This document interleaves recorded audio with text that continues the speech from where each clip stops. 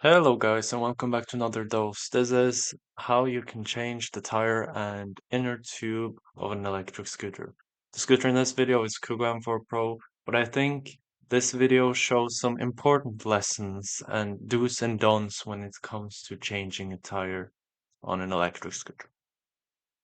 Most electric scooter tires don't actually let you split the rim in two, so it's more difficult, but do not despair. That's what this video is for. First of all, be very careful with whatever cables you're working with. Don't twist them too much. Remove them if possible. And my second tip, don't put the inner tube in before you get the rim across halfway. If you do so, the edge of the rim will probably puncture the inner tube. That's what happened to me here when I did all of this alone. And I guess you can consider the third tip to get an assistant, get someone to help you out.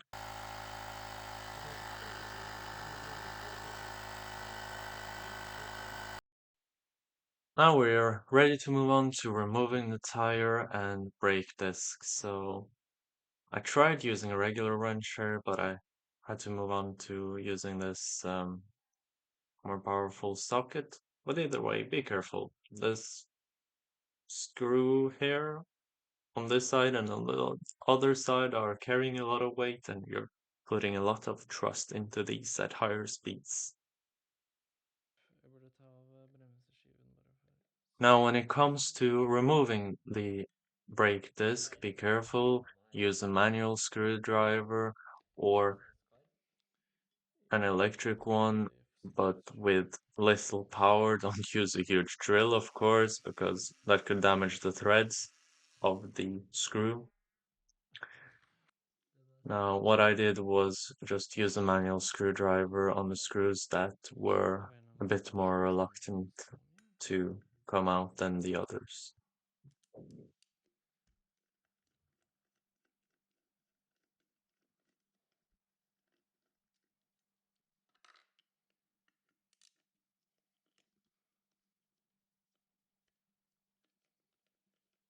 And now, once you're done with this, you could fixate the disc brake so that it's not in the way.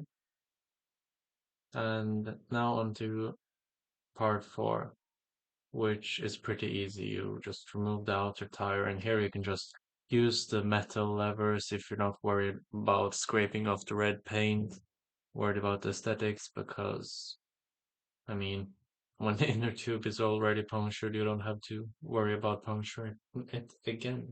It's so the difficult part here was maybe the first part where you have to go under the outer tire, but once you're in, it's pretty easy to get it out. It helps if you're two again.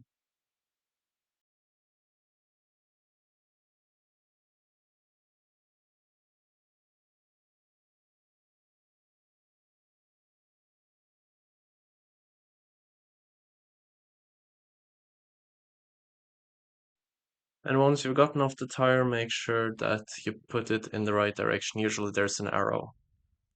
Now we can move on to the more difficult part. Well, the first part here is fine. You can just use some slope as lubrication, and you can simply use your hands to put the outer tire on the rim, on the outer lip, and you can just push without using any lever. Now I'm moving across using my fingers to feel what it's like on the other side. And now, when it comes to the inner tubes, as you can see, you should get one with an angled valve. So some of the valves are like nearly 90 degrees as this one, and others are less so angled. I flip it around, do the same. Now we can put in the inner tube, and this is the difficult part because you have to align the valve with the hole it's supposed to go through afterwards. Yes, and you have to be careful here to not puncture the inner tube as well.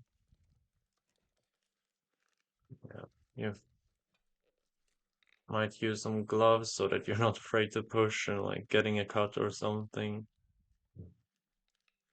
with some soap. It might also glide in more easily their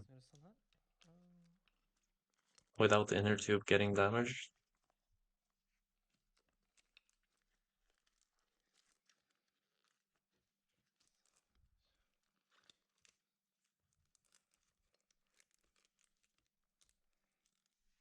And when you get the valve through the opening, make sure to secure it with its cap.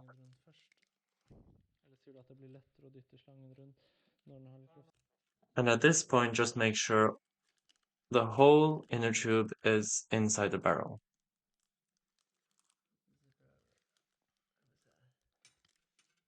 And now on to the most difficult part, actually getting the second outside of the tire across the second lip.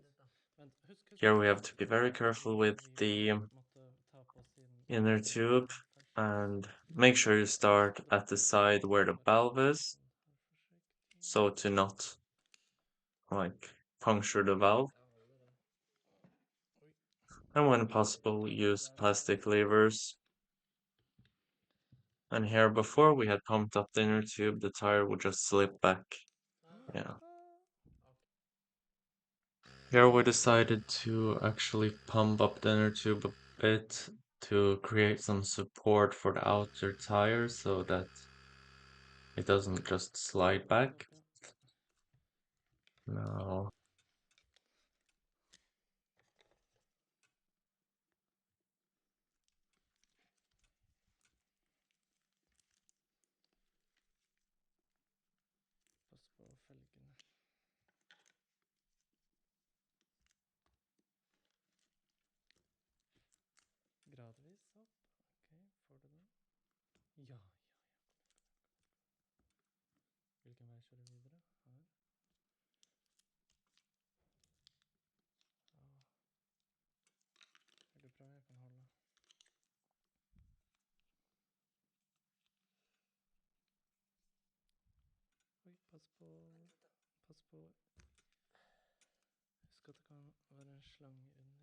now, here's the thing. You have to strike a balance between using plastic levers to decrease the probability of you puncturing the inner tube, as well as using the metal lever when you need more power. And, well, at some places like here, you can't really pull this heavy load with a small plastic lever.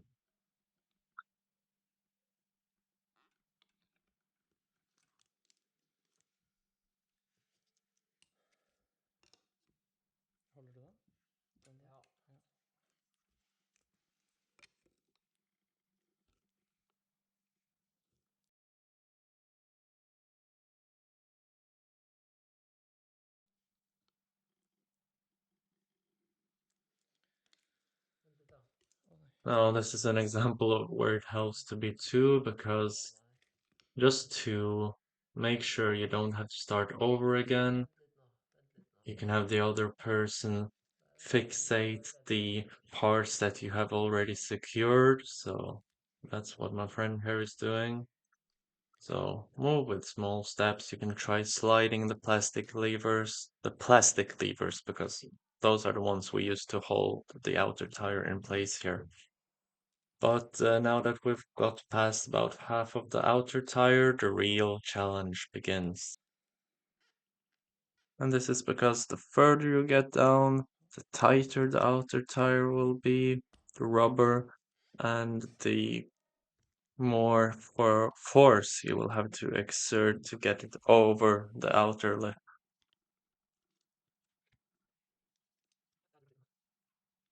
Now here you want to be careful when you have to pull out the lever, because the further you go, the more difficult it will be to pull it out. And it's the same thing when you're going in, it will be more and more difficult to go in, so you have to be more careful with the inner tube.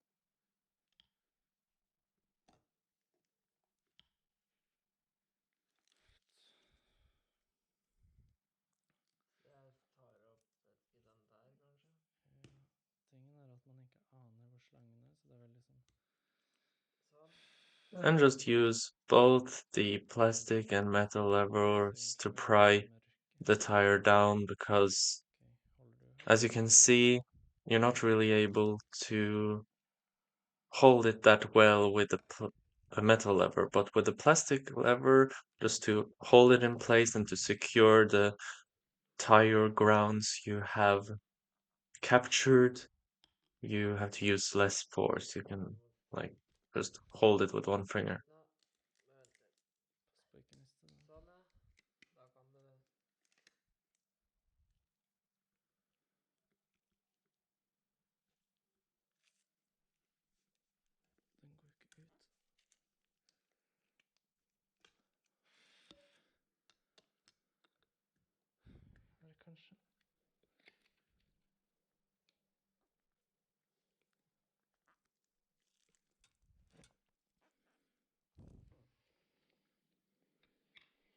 As already mentioned, be careful when you have to use more force because at points where like this, you might easily slip down and puncture the inner tube, which is a pain having to start all over again. No, be careful.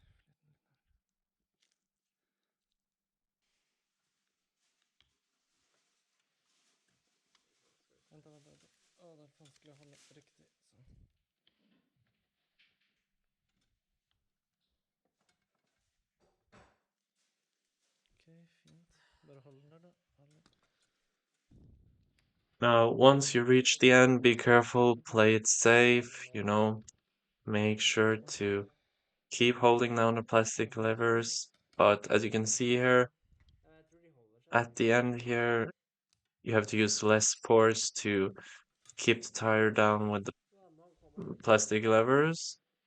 But at the same time, you don't want to be too reckless because it could just pop out. But we finally did it. That's how you do it. And at the end here, when I started pumping up the inner tube with my Baseus compressor, link in the description. All tools I'm using, I have affiliate links to in the description. You can see it works out. We managed to get it up to 3 bars, which is what it's supposed to be at. About 3.1 to 3.2, I have my tire pressure set to.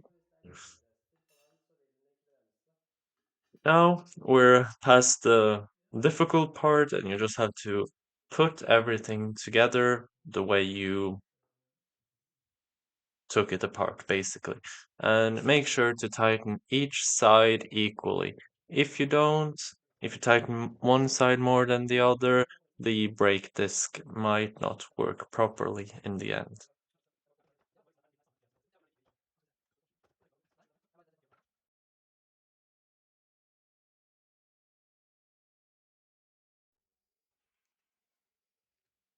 Now, at the end here, I just want to show you how I apply green slime. I've used it a couple of times, but I'm not too sure how effective it actually is. But I mean, it does take some time to change the inner tube, and sometimes you just take what you can get, do the prophylaxis you can do. And